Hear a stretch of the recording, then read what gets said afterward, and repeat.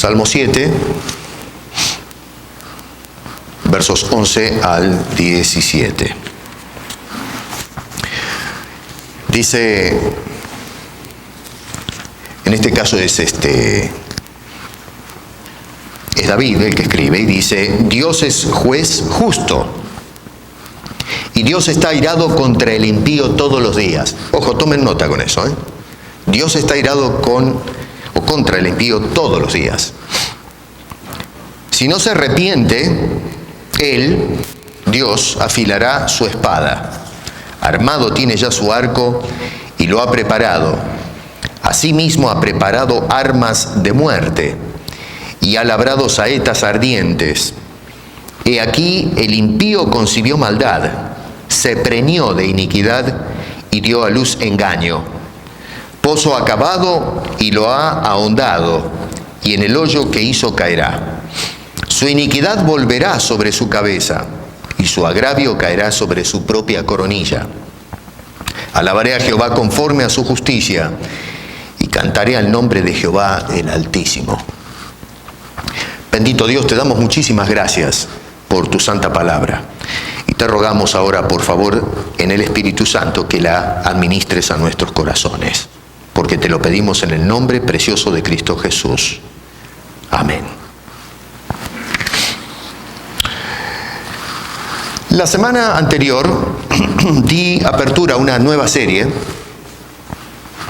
y usamos el episodio que plasmaron los evangelios, o en los evangelios, debo decir, Mateo, Marcos y Lucas, acerca de un joven potentado que se había acercado a Jesús para hacer algunas preguntas. Y es un relato que lo encontramos en Lucas 18, no quiero que lo pierdan de vista porque toda esta sección que estoy presentando tiene que ver con ese encuentro de este joven con Jesús. Y en los versos 18 al 30 habíamos indicado que se hacen dos preguntas en esa sección. Porque a veces, cuidado con esto, cuando leemos la Biblia leemos historias y está bien. Pero no olvidemos que las historias Dios usó la vida de personas específicas para darnos enseñanzas, no solamente para la gente que lo escuchaba en aquel entonces, en el caso de Jesucristo, sino para la posteridad también, y esto nos alcanza a todos nosotros. Hay dos preguntas en Lucas 18. Una está en el verso 18, y es: ¿qué haré para heredar la vida eterna? Esa es la primera pregunta. Y la segunda está en el verso 26 de Lucas 18, donde dice: ¿quién podrá ser salvo? Tomen nota, es tremendo esto. ¿Qué tengo que hacer para heredar la vida eterna? Y luego, por supuesto, ¿quién podrá ser salvo? Claro, la respuesta de Jesús a estas preguntas no es, francamente, lo que la gente esperaba y todavía espera oír. La gente lo que quería era, tal vez en aquel entonces y todavía en la actualidad se sigue esperando esto, vamos a ser realistas. Jesús, a ver, ¿qué es lo que tengo que hacer? ¿Cuáles son los rituales? ¿Qué mandamientos debo cumplir?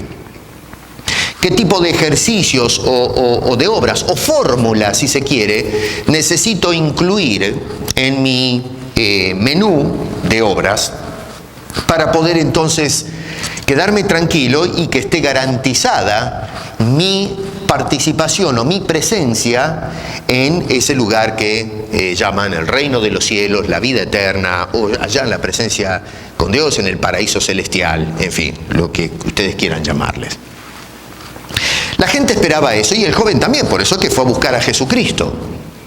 El hombre fue, o este joven, adinerado, de buenas costumbres, se acercó entonces a Jesús y dice: bueno, dime qué más tengo que hacer, porque hay una serie de cosas que me han enseñado los mayores y los religiosos, el clero, que tengo que considerar, y todo eso lo he guardado desde que era muy niño. Así que, ¿qué más me falta? Y eso es lo que esperaba que Jesucristo puntualizara a este muchacho. Lo que desconcierta en ese incidente es la respuesta con la que Jesucristo aborda toda esta situación. No solamente la del joven, cuidado, sino también el resto de la gente que se había reunido también. Porque, como indiqué en la vez anterior, el joven, está bien, hubo un diálogo entre el joven y Jesús y viceversa, pero eventualmente el joven no quedó satisfecho con la respuesta de Jesús y lo que realmente le estaba indicando que hiciera, que era despojarse de sus bienes. Se fue, pero quedó entonces Jesús frente a la audiencia que estaba alrededor de él y entonces sigue la conversación y empuja la idea mucho más lejos. Y entonces Jesús dice en el verso 27, da la respuesta de Lucas 18, aunque cuidado, mencioné que en Mateo 19 la respuesta de Jesús es planteada, o sea, la forma en que lo registra Mateo es más tajante. Le dice, para los hombres es imposible. La palabra allí de poder es, en griego es dunamis, acá es adunatos, quiere decir que es totalmente, aunque el hombre trate de hacer algo, no tiene el poder, no tiene la facultad, no tiene la habilidad. Es una palabra muy interesante. Habla de cualquier tipo de fuerza que pueda hacer una persona para moverse en esa dirección, y Jesús dice, para el hombre es totalmente inútil hacer esfuerzos, es imposible. Pensemos un poquito en esto, no nos apuremos, porque Jesús lo que le está diciendo a este joven y a la audiencia es que heredar la vida eterna y ganar la salvación para usted y para mí y para toda criatura es imposible. A ver qué tenemos que hacer para que nos penetren las sienes, porque la gente hoy todavía no la entiende. Después de 2000 años que se dijeron estas palabras, el hombre todavía sigue allí obstinado en querer encontrar alguna ranura por donde zafar y meterse en el cielo por sus propios méritos. Cuando Jesús está diciendo no hay ranura, no hay ningún lugar por donde el hombre pueda meterse en sus méritos a la presencia de Dios, de disfrutar la salvación que Dios le ofrece gratuitamente a los hombres. Imposible. Yo no sé, ustedes ahora que me están escuchando y los que escuchan a través del video, ¿qué idea tiene acerca del tema de la salvación? La vez pasada indiqué de que muchas veces hay opiniones personales en torno a este tema. Pero bueno, tiene que definir qué hace. ¿Va a escuchar a sus propias opiniones o las opiniones de otros, o va a escuchar lo que Dios le dice a través de Jesucristo? Porque la garantía está en Cristo, no en las opiniones de los hombres. Y si usted tiene una opinión distinta a la de Jesús, perdóneme sin ánimos de ofenderlo, pero está equivocado. Y se va a llevar la sorpresa cuando llegue el momento de que encuentre los portones del cielo abierto, de la vida eterna. Porque el haberle dado la espalda a esta respuesta contundente que da Jesús es meternos en camisa de once varas. Hay un serio problema porque dice el Señor, es imposible para todo hombre el poder pretender heredar la vida eterna o ser salvo. Sin embargo, cuando evaluamos la conducta de ese joven, y lo hicimos, yo no voy a explayarme ahora en eso, si usted quiere saber más vaya a la exposición pasada, están ahí colgadas en los videos. La gente asume que la actitud de Dios, porque la verdad que este muchacho, que lo hemos analizado, es un joven que tenía una conducta desde el punto de vista de la sociedad decente, un hombre que se portaba bien, que tenía un código estricto de conducta moral, porque dice que guardaba con rigor la ley. Y hay mucha gente que piensa, a lo mejor en los tiempos de Jesús, de que, bueno, pero a ver, este asunto de que Dios no le dé entrada a este muchacho, algo está mal con Dios. Y entonces lo que se manifiesta es un disgusto contra Dios y su proceder al cerrarle la entrada a este hombre en sus méritos, vuelvo a repetir y hago énfasis en eso, para obtener la vida eterna. Es decir, se ve como injusto que Dios no tenga en cuenta a esta persona, es más, que Dios condene a una persona con semejantes aptitudes que cualquiera hoy día en la sociedad llamaría actitudes nobles. Una persona que realmente, ¿qué es lo que está haciendo de malo este muchacho para que no merezca la vida eterna? O sea, ¿cómo puede ser justo Dios al declarar inapto a este joven que nos menciona Lucas en el capítulo 18, y como indiqué, los otros evangelistas también, ¿no? Nosotros nos enfocamos en ese evangelio. hay mucha gente honesta en el mundo, no nos vamos a engañar. Incluso a veces encontramos gente más buena que, cuidado, en la casa de Dios. A veces los cristianos, ahí andamos, mal, nos portamos mal, hacemos lío. Pero entonces miramos afuera y encontramos personas, y yo creo que todos o la mayoría de nosotros hemos conocido personas que realmente nos sacamos el sombrero. Personas que han vivido una vida recta, de respeto, sometidos a las leyes sociales, respetando a su familia, trabajando, hombre, mujer, uno al lado del otro, codo a codo para levantar a los hijos, dándoles educación, tratándose bien con la gente, ayudando al menesteroso o al necesitado en algunos casos. Hay gente, flor y flor, hay personas que son filantropistas, podemos decir, que se preocupan por el otro en lugar de pensar tanto en uno mismo. Ahora, claro, tenemos un montón de gente buena, pero, momento, el asunto acá de lo que trata Jesucristo y lo que trata la Biblia acerca de la salvación no tiene absolutamente nada que ver con el trato que tienen los hombres con otros hombres. Y este es uno de los grandes errores cuando abordamos el tema de las cosas de Dios. Si vemos una persona que, de la perspectiva humana, dentro de la sociedad, es una buena persona, decimos, bueno, esa persona merece el cielo. Si Dios no le da el cielo, viejo, Dios es injusto. Pero el asunto no es cómo la persona se trata con los demás. Y cuidado, la gente se trata mal, pero vuelvo a repetir e insisto, hay excepciones a la regla. Casos atípicos. El tema es, vuelvo a repetir, no como yo estoy con Dios o cuáles son mis códigos éticos de conducta, sino cuál es mi condición delante de Dios en cuanto a su justicia. Ahí es donde tenemos que hacer las comparaciones. Eso de comparar al hombre con otro hombre, con un hombre malo, y yo, bueno, no soy tan malo, soy mejor que él, es un error gravísimo de juicio. Lo que tenemos que hacer es, no deje toda la gente que está a su alrededor y póngase delante de las demandas de la justicia divina y a ver si usted alcanza, si usted llega a empardar la justicia divina. Ahí es donde está el meollo del asunto y ahí es donde usualmente tanto este joven como muchos otros a través de la historia, no solo de Israel sino de nuestra sociedad, patinan, se equivocan, hacen malos juicios. Nuestro problema, hermano y amigo, es las demandas de la justicia divina.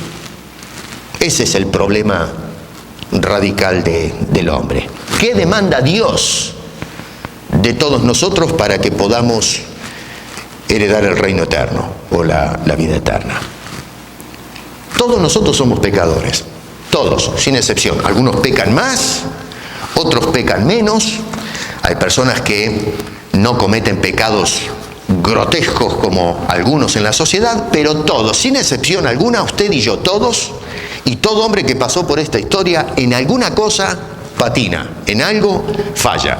Y la razón de por qué el hombre peca o comete fallas es porque trae una naturaleza inherente que lo lleva a eso, que es lo que llamamos en teología la naturaleza pecaminosa en nosotros.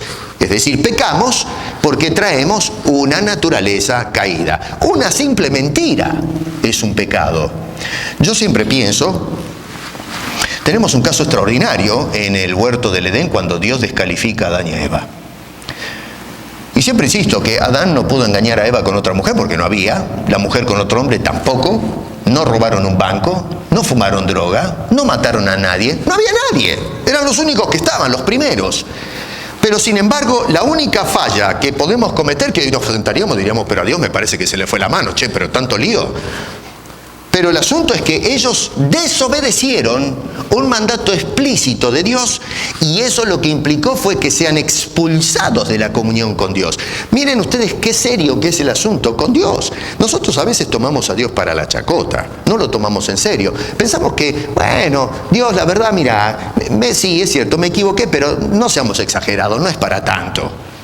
No, para usted no es para tanto, pero para Dios es cosa seria. Para la justicia de Dios, la santidad de Dios, una sola falla es lo que lo hace a usted una persona descalificada para estar delante de Dios en sus propios méritos. El apóstol Pablo, cuando escribía a la iglesia en Roma, en el capítulo 6 de su... le llamo la antropología de Pablo, en este caso, porque describe la condición del hombre delante de Dios. En el capítulo 6, verso 23 dice, porque la paga del pecado es muerte.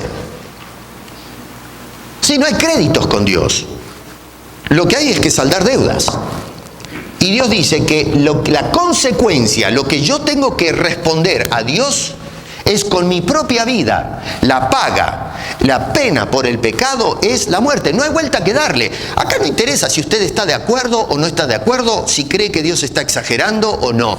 El asunto es irrelevante. Lo que nos dice la Escritura es cuál es mi condición delante de Dios y por la cual no puedo, por mis méritos, heredar la vida eterna o obtener la salvación.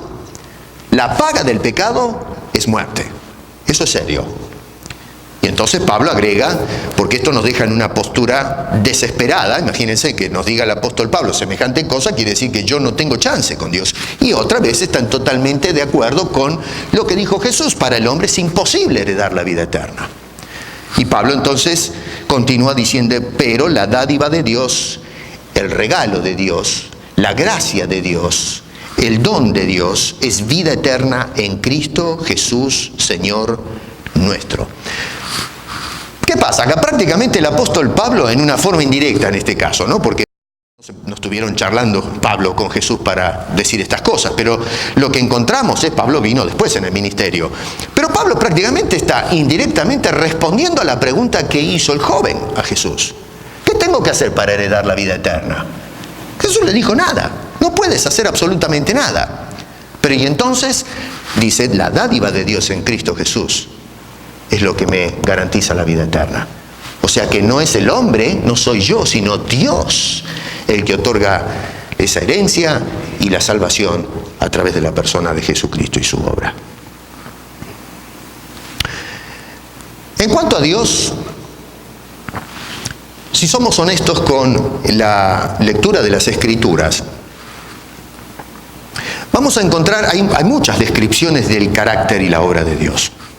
No tenemos tiempo para mirar todo eso ahora. Pero en líneas generales, si hacemos una síntesis, se nos dice que Dios, por un lado, es perfecto. Y ya eso dice mucho. Dios es perfecto. Y nosotros, lo opuesto, somos imperfectos, patinamos por todos lados.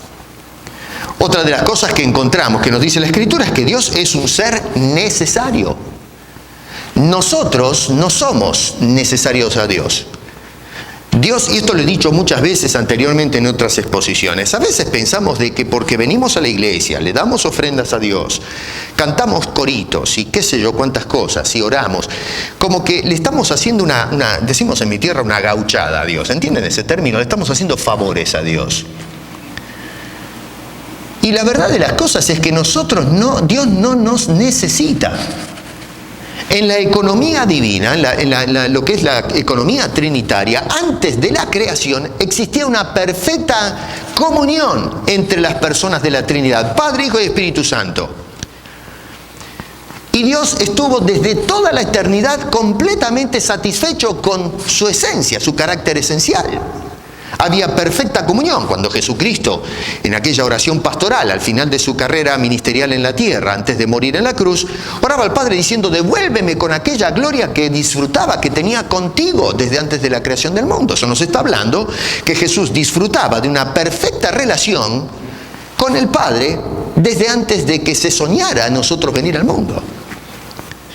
¿Qué nos hace pensar que Dios nos necesita a nosotros?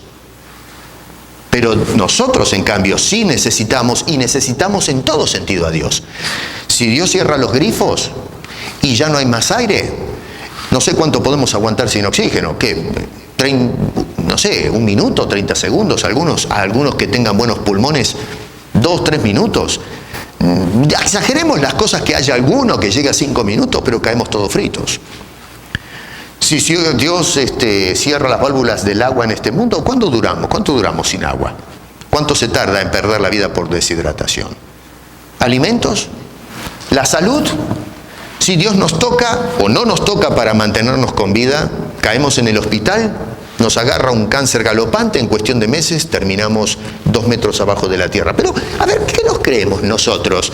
¿Realmente pensamos, somos tan soberbios que pensamos que, no, a Dios no lo necesito? Pero si el cosmos está sostenido por Dios. Estamos aquí, en este lugar, porque Dios es el que está ahora manteniendo el orden cósmico de las cosas. Quita su mano y todo se viene abajo.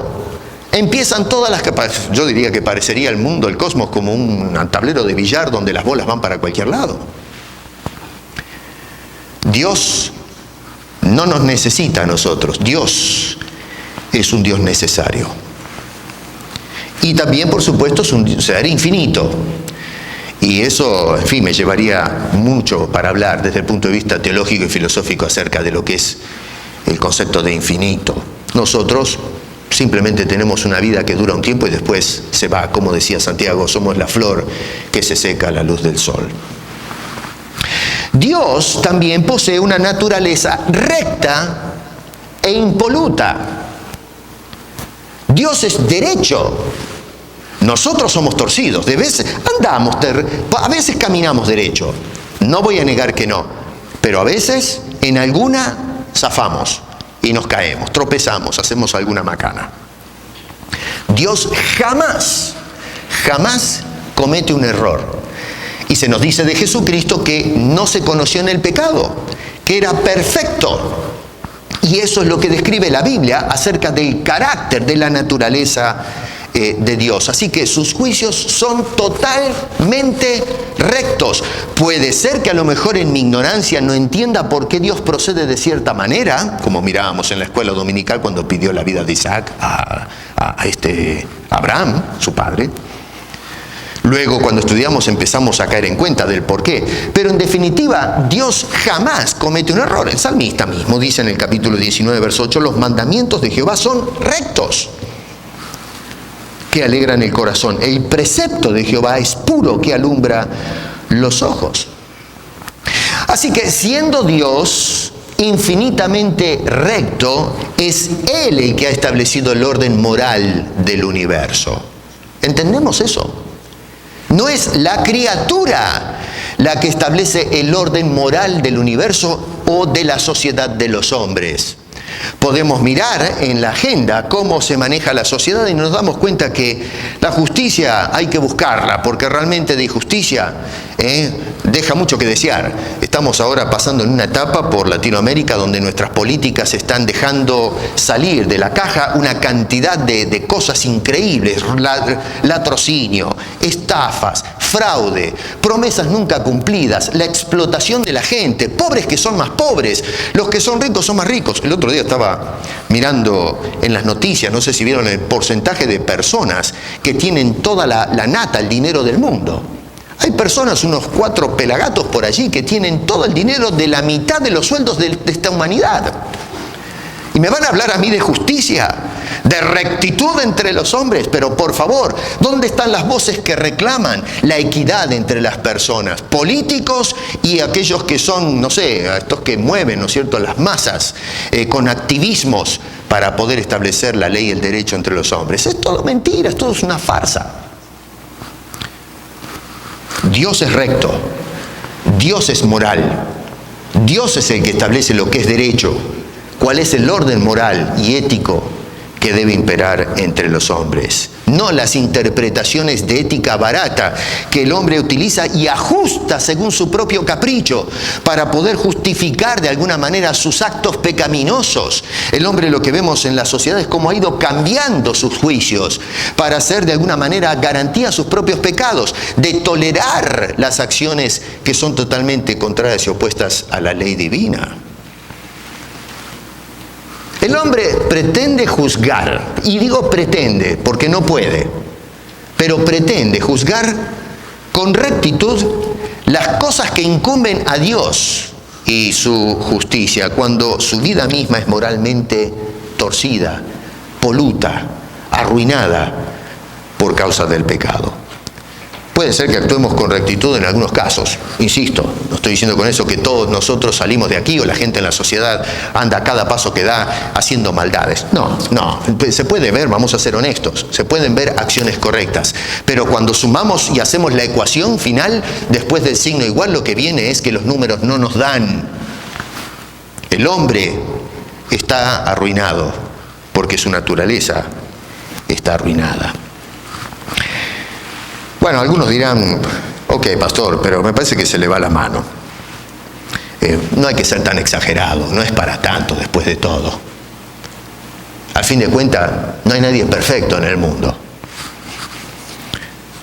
Tiene razón. Tiene toda la razón. No hay nadie perfecto en el mundo.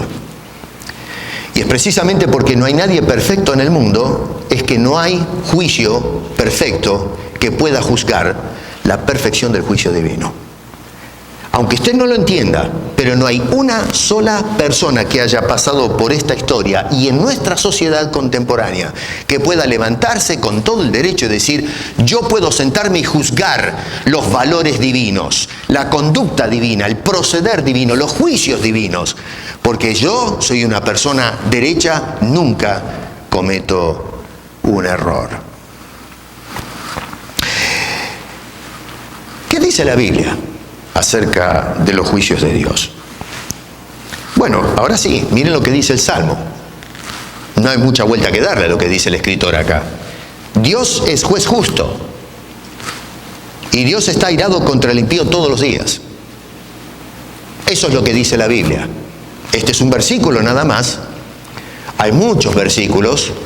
En casa les invito a que hagan la investigación ustedes mismos. Sigan estudiando esto, pero van a encontrar que la Biblia dice que Dios es un juez justo. Si dice Dios que para el hombre es imposible heredar la vida eterna y que es imposible el hombre ganarse su propia salvación, es así. Y si no es así, si en realidad cuando Dios dice que es imposible la salvación para el hombre, o sea que el hombre pueda ganar su salvación y que es imposible que el hombre herede la vida eterna por sí solo, cuando en realidad sí se puede, entonces Dios miente. Y si Dios miente, entonces Dios no es un juez justo, no es recto. Y si Dios no es recto, no es Dios. Es simplemente una criatura, una divinidad que tiene las mismas fallas que tienen los seres humanos. ¿Acaso, pienso yo, ¿no? El estar en desacuerdo, desde el punto de vista intelectual, estar en desacuerdo con eso, es decir, que lo que Dios dice no me cae, no estoy de acuerdo con lo que Dios dice. ¿Ustedes creen por ventura que por el hecho de estar intelectualmente en desacuerdo con Dios puede cambiar mi estatus delante de Dios? Pero a ver, pensemos un poco. Si yo digo, bueno, la Biblia dice que somos todos pecadores, pero yo creo que no, para mí es inaceptable. Y usted piensa que eso lo va a hacer a usted una persona ya no pecadora por el hecho de que usted intelectualmente se ha autoengañado, se ha convencido que su opinión es la correcta y la opinión de Dios no, está equivocado. No estoy de acuerdo con ese concepto. ¿Y usted cree que eso va a cambiar su estatus? Que por el hecho de decir no creo en la justicia de Dios, entonces usted va a heredar la vida eterna porque le van a dar un aplauso diciendo, bueno, tuviste fenómeno, la verdad te la ganaste. No. Usted puede pensar lo que quiera. Dios no le va a hacer una lobotomía y le va a meter la palabra de Dios en la cabeza de prepo. Dios nos hace responsables. Usted decide qué es lo que quiere pensar. Pero su estatus delante de Dios no cambia. La Biblia dice que estamos en problemas. Y solamente por la pura gracia de Dios ya no hemos sido condenados como todos nosotros. Esta humanidad y esta historia bien merece haber sido condenada. Ahora, David fue un hombre que yo admiro a David porque es un hombre que la Biblia lo humaniza. Yo he escuchado muchas veces a gente cuando le decimos tiene que portarse así o tiene que hacer esto. La gente dice, no, pero usted me está comparando con esos hombres de la Biblia que son, qué tipazos que eran. A mí, ¿cómo puedo ser yo como Job, David, Pablo, Pedro? Estamos hablando de los hombres de la Biblia. ¿Y quién se cree usted que eran los hombres de la Biblia? David era un gran hombre. David tendría que estar preso. Ese hombre usó sus vestiduras públicas para matar a un hombre y quedarse con la mujer de ese señor. Y toda la tranza que hizo para quedarse con esa mujer y cuidar su integridad, su reputación, porque lo que hizo fue primero quedarse con una señora que no le correspondía y luego de hacer todo un plan para tratar de que no se descubra la barrabasada que se mandó este señor. El hijo que salió de esa unión ilícita murió. Las consecuencias de eso que hizo David fue tremendo. No, David no era un santo. David no fue el hombre que nosotros a veces pensamos que fue. Fue un hombre común y corriente, y la Biblia lo que hace es, en lugar de nosotros levantar a David allá arriba, lo humaniza, lo hace un hombre igual que nosotros. Y un hombre que ciertamente era según el corazón de Dios, porque era un hombre que confiaba en Dios y no en sus propios méritos, como en el caso del rey Saúl, que sí fue descalificado, porque era un hombre que buscaba, ¿no es cierto?, la reputación de los pueblos, y hacía cada barrabasada, el hombre se metió en un lío bárbaro. David no. Dice, es uno, decía Dios, conforme a mi corazón, porque era un hombre humilde. Él decía, Señor, te necesito, me estoy secando. Por causa de él admitía su humanidad, sus fallas. Es un hombre que estudiaba a Dios, buscaba en la ley qué es lo que tiene que decir Dios de sí mismo.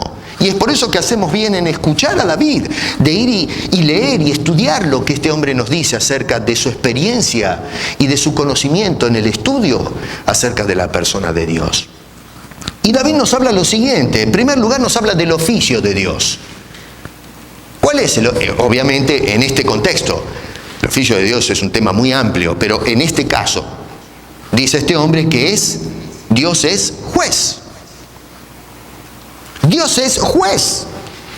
Y como juez, ¿qué tiene que hacer Dios? Tiene que juzgar. Sí, como juez no juega la pelota. El juez juzga. El médico sana enfermos. El abogado estudia las leyes. Un presidente gobierna una nación. Cada persona en su sitio. En este caso, Dios es juez. Por lo tanto, como juez, tiene que ejercer una función fundamental que es la de ese oficio. Tiene que juzgar. Para eso es que se escogen los jueces. Para eso la Biblia nos presenta a Dios como juez. Para juzgar a los infractores de la ley.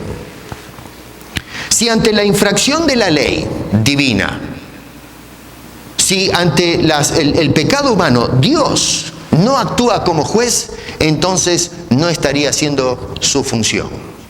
Y entonces tendríamos todo el derecho de sentarnos y decir, tú Dios eres un pésimo juez. Por lo tanto, al ser pésimo juez, eres un Dios con falla. Y entonces eso derriba el argumento de la divinidad. Tú no eres Dios. Eres un Dios, pero no Dios, el Dios recto, puro, santo.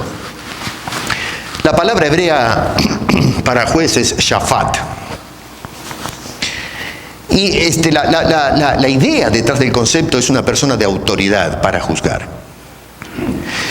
Y cuidado, porque en este caso el concepto shafat hace referencia a una justicia, la práctica de una justicia retributiva, no una justicia correctiva.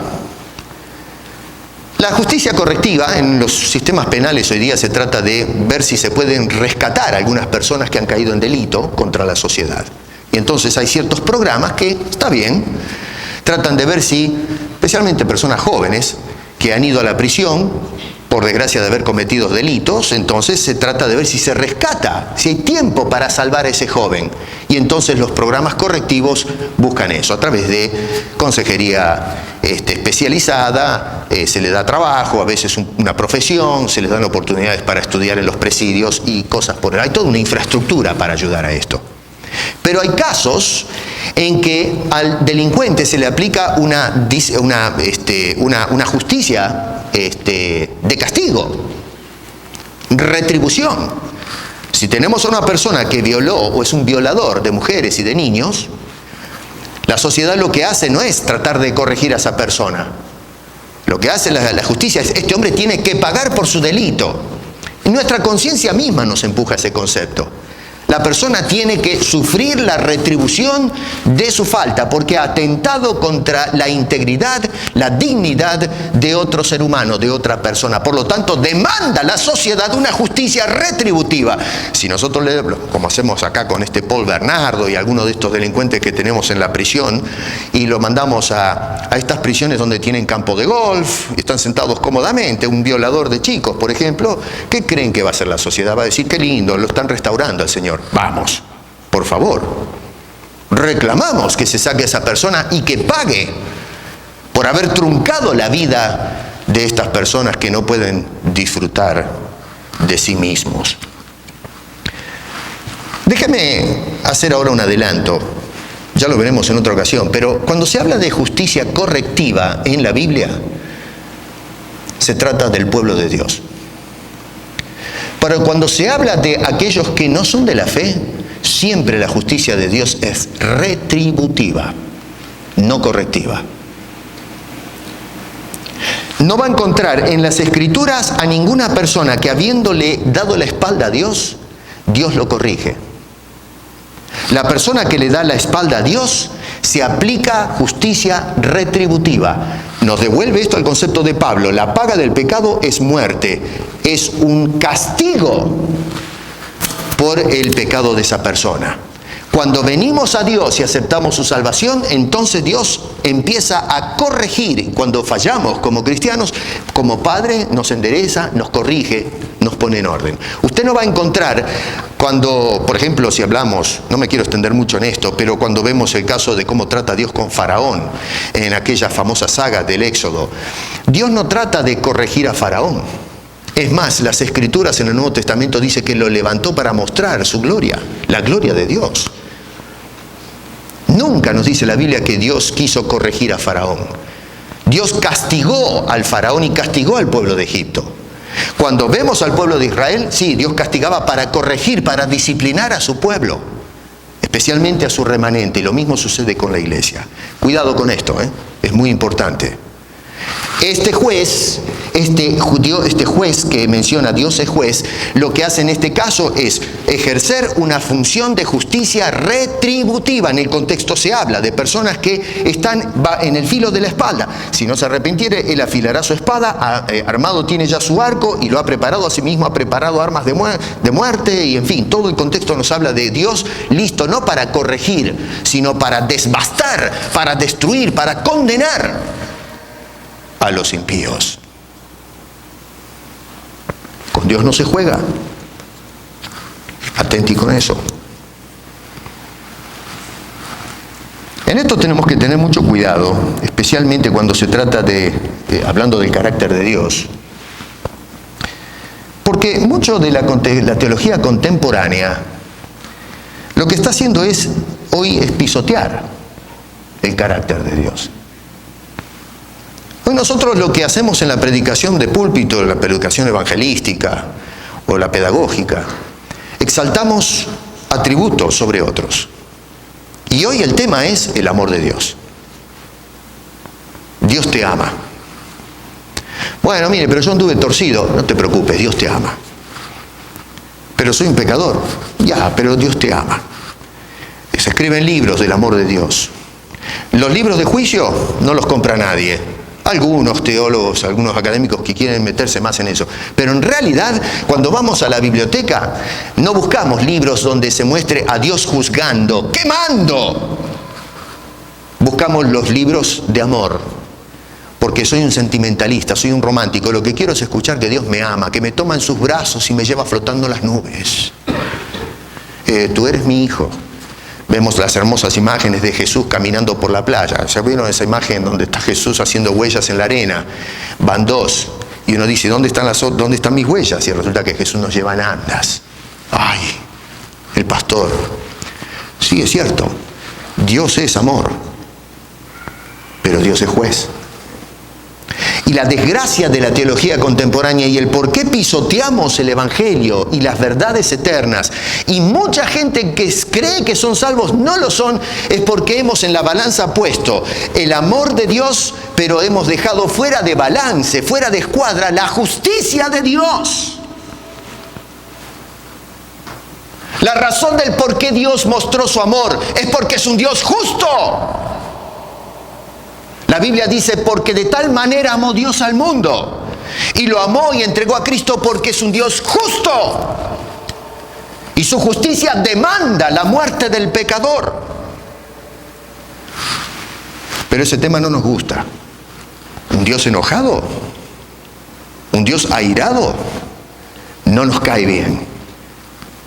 Y lo que hacemos es pasar por encima de su carácter y pisotear la justicia divina para exaltar un atributo en forma desproporcionada. Y cuidado, no me malentiendan, no estoy diciendo que Dios no ama infinitamente. La Biblia habla tanto del amor de Dios como de su justicia. Y cuando habla de la justicia es una justicia infinita y justa, no como la justicia de los hombres.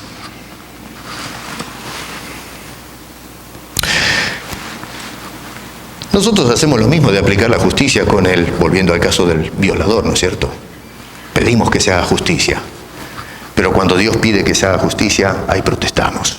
No me gusta la justicia de Dios. ¿Y quién está equivocado, Dios o nosotros? Nosotros. Que no le quepa la menor duda. Así que atención con esto, Dios es amor, pero Dios es juez y tiene que juzgar el pecado, nos guste o no nos guste, lo aprobemos o no lo aprobemos. Dios no nos va a pedir a nosotros permiso o qué opinión tenemos acerca del juicio. Dios no consulta con el hombre.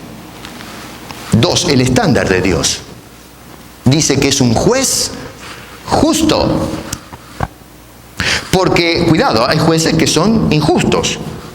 Y entre los dioses paganos, que al fin de cuentas son hechos a imagen y semejanza del hombre, es una creación humana, cuando miramos los mitos y leyendas en el pasado encontramos que los jueces son injustos. Usted se pega una leída de, no sé, si le gusta, a mí me gusta, ¿no? El mito, por ejemplo, Homero y Hesíodo escribieron acerca de la saga de los dioses griegos. Y luego, cuando Roma toma control del mundo helénico, absorben y cambian de nombre, pero son los mismos dioses que prácticamente adoraban los griegos. Y cuando miramos, ahora están saliendo algunas películas acerca de eso, pero cuando miramos estos dioses, que a fin de cuentas son una proyección de la gente, con ciertas mezclas de animales y hombres, lo que encontramos que son mentirosos, son estafadores, son soberbios, demandantes, injustos. A fin de cuentas es una extensión, los dioses paganos, del hombre y su pecado. Por eso no encontramos una justicia recta en los dioses paganos.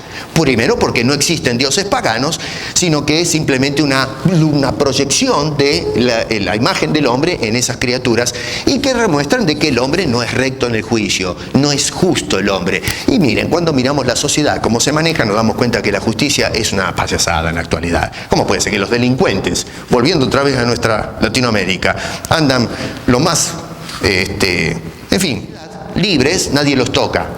Y resulta que hay mucha gente inocente que está metida en los calabozos. Dios es un juez justo. Cuando Dios dice que la paga del pecado es muerte, hace un juicio justo. Cuando Dios dice que nadie puede heredar la vida eterna, nadie puede ganar su salvación, es un juicio justo. Y si usted cree que es injusto, too bad. Usted es injusto. Dios es un juez justo. Pero inclusive hay gente que dice, bueno, Dios es injusto porque dice lo que dice, pero resulta que para que nosotros podamos tener validez en ese testimonio, tenemos que demostrar que nosotros somos personas totalmente intachables, que nunca hemos cometido un error de juicio. Ahora yo me pregunto, si nos vamos a sentar para juzgar a Dios, necesitamos un estándar moral para juzgar. Así como en el Código Penal tenemos los libros de leyes que tienen que tragarse los estudiantes de leyes para poder entonces, y los jueces, para poder aplicar la ley justa. Entonces, si vamos a sentar a Dios en el banco de los acusados y vamos a cuestionar su ética, su estado, su estándar moral, tenemos entonces que tener un criterio, una norma para juzgar a ese Dios. Y mi pregunta es al hombre en la sociedad, ¿qué criterio usamos nosotros? ¿Qué criterio moral usa el hombre? ¿Qué estándar moral, que es firme, usa el hombre para juzgar a Dios como inmoral? La historia nos escupe en la cara. Nosotros hemos levantado guerras para someter al otro. Hablamos de hermandad en este mundo y nos odiamos. Hay racismo, hay etnicismo, hay clasismos. Nos bombardeamos constantemente, nos sacamos el pellejo. Si tenemos dinero, aplastamos al pobre.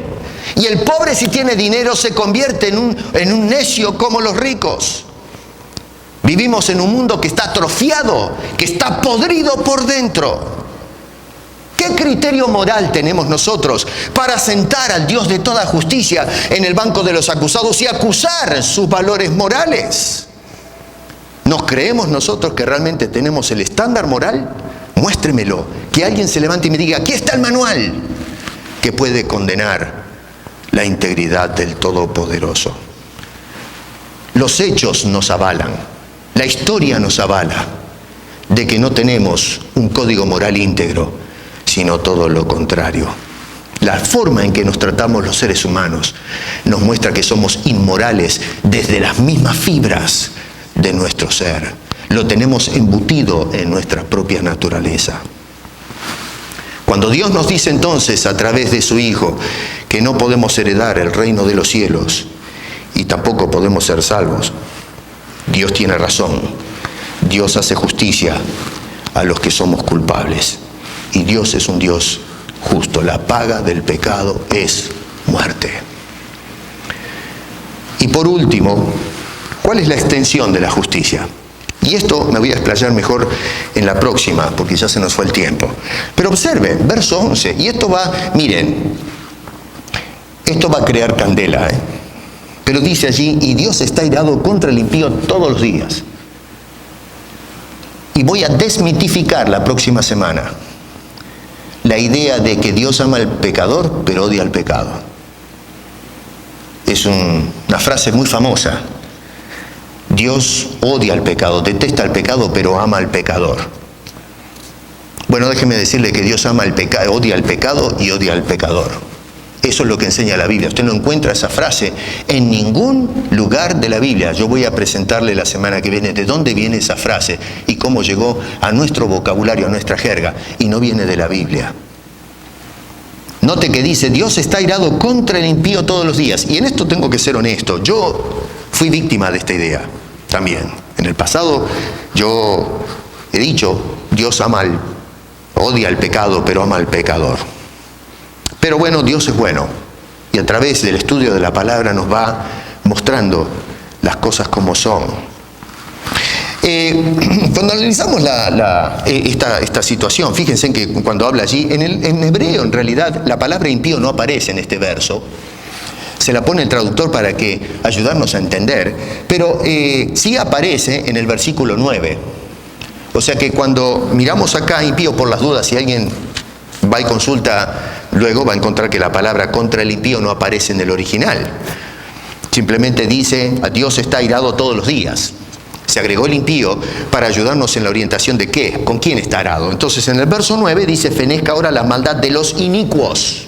Y ahí es donde está la cosa. Por eso es que encontramos que en el contexto, y luego mirando para adelante, del verso 12 al 16, nos habla justamente de esta persona que está bajo juicio. Así que la traducción no es incorrecta, está bien.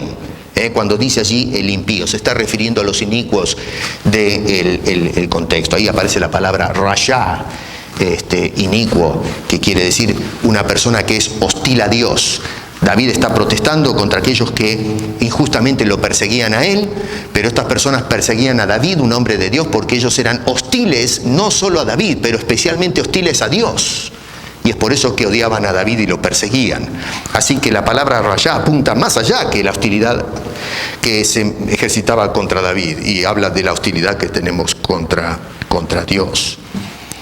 Tenemos, otra vez, verso 11, Dios está airado con el impío. No dice que Dios está contento de vez en cuando con el impío, ¿se dieron cuenta? Cuando decimos es que Dios odia al pecado pero ama al pecador, eso quiere decir que entonces este violador que traigo a colación, bueno, cuando violó no lo podía ni ver, pero después cuando estaba en el almuerzo, ya pasaron varios meses, ahora lo ama tiernamente. ¿En qué lugar de la Biblia dice eso? Algunos me van a tirar Juan 3:16. No, está completamente descontextualizado, está usando mal la Biblia. Ya lo vamos a hablar en la próxima sesión. Pero está todo mal usado. Dios es claro. Dios está airado con el pecado y con el pecador. Y es más, el Nuevo Testamento, incluso el libro de Revelaciones, la Biblia nos dice que descarga su ira contra los pecadores. No vemos un Dios que está llorando porque está lleno de amor por estos que delinquen contra la santidad y la pureza divina. No, Señor. Hay una guerra entre los hombres y Dios. Tampoco dice que Dios está airado con algunos impíos. Otros, más o menos, dice que está airado con los impíos. Y no dice que es de vez en cuando, sino todos los días. Todos los días. Si usted le da la espalda a Dios, usted está delante de un juez que demanda justicia. Y la justicia de Dios demanda que se ejercite esa justicia. Dios no puede estar contento con usted si usted le da la espalda a Dios. Porque usted al darle la espalda a Dios está escupiendo, está repudiando, vomita sobre la gracia de Dios cuando entregó a Cristo a morir para darle la salvación de su alma.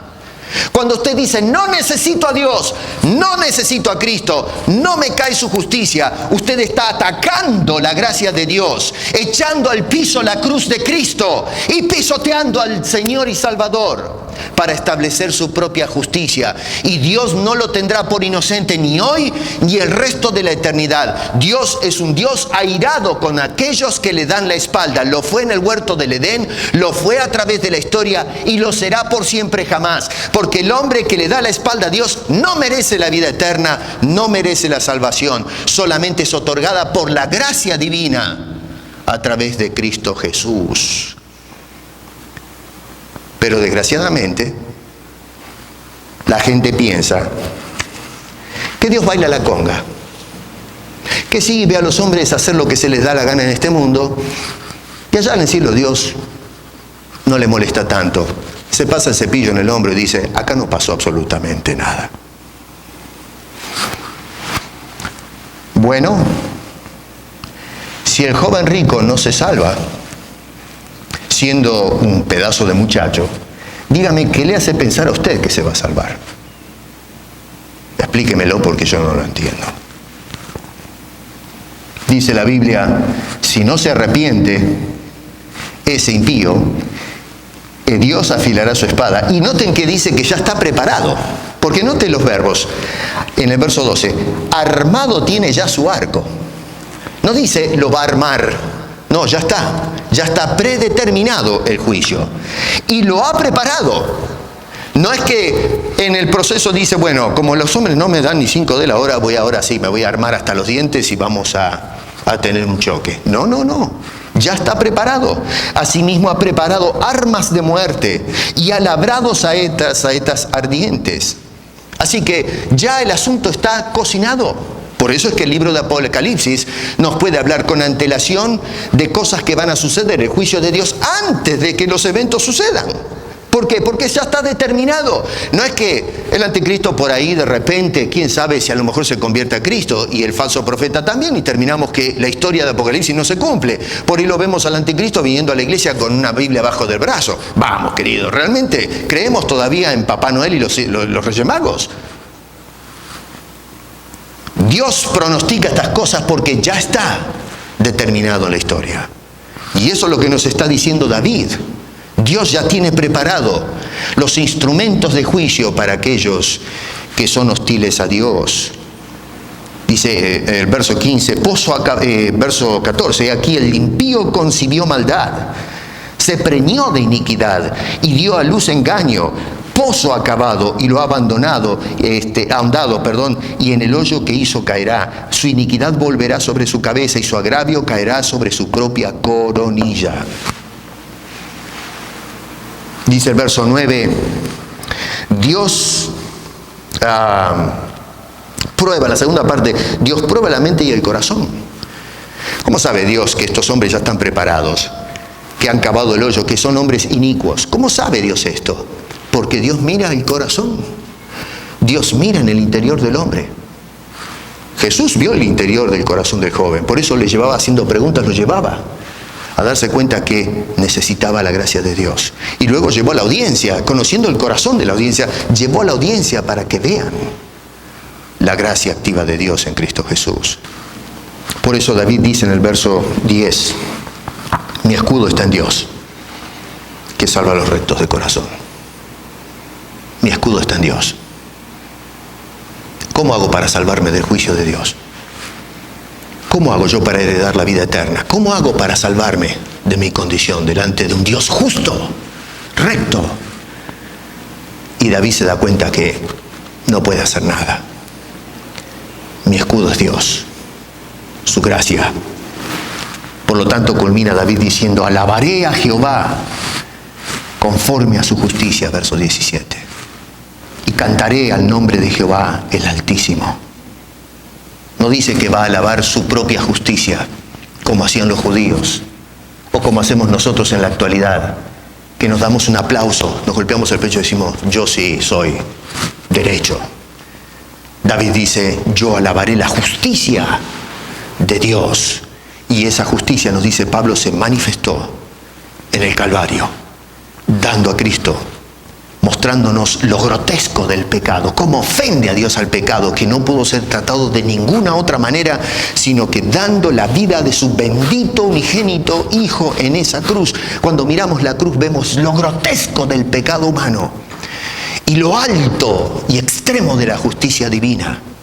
Dios jamás hubiese crucificado a su Hijo o enviado a Cristo a morir en la cruz si hubiese otra manera de obtener la salvación. Era el único medio que proveyó Dios mismo en su Hijo para que tú y yo ahora no seamos acreedores de su justicia, sino de su gracia bendita, y podamos caminar con la frente en alto diciendo, Dios, tú eres mi escudo, mi salvación, mi fortaleza, como hizo el rey David en el pasado.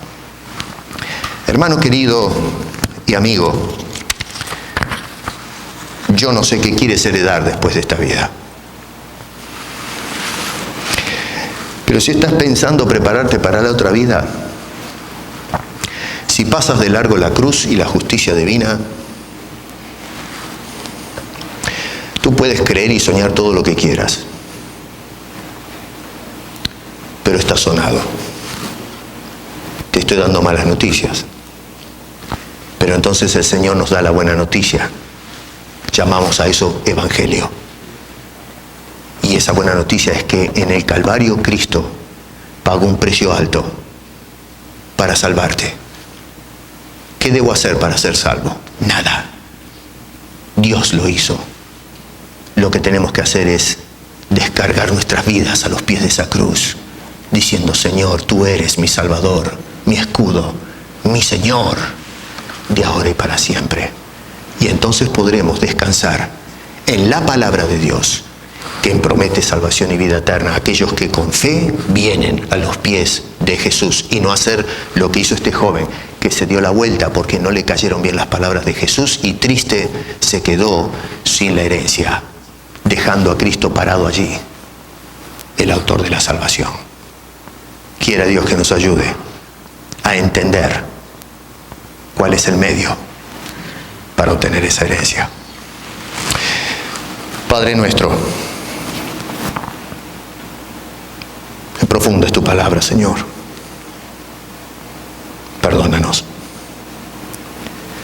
Cuán a menudo tratamos de justificarnos. A veces nos creemos tan perfectos, tan justos. Nos miramos con los demás y decimos, bueno, no soy tan malo después de todo. Yo soy mejor.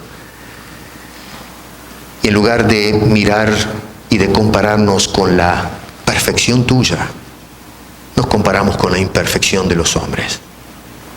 Qué necios que somos, Señor. Cuando te miramos en la perfección de tu gloria, es que caemos en cuenta lo desesperado que es nuestra condición y caemos rendidos a tus pies, Señor, pidiéndote, desgarrando nuestras camisas y rogándote que tengas compasión de nosotros. Gracias por la cruz.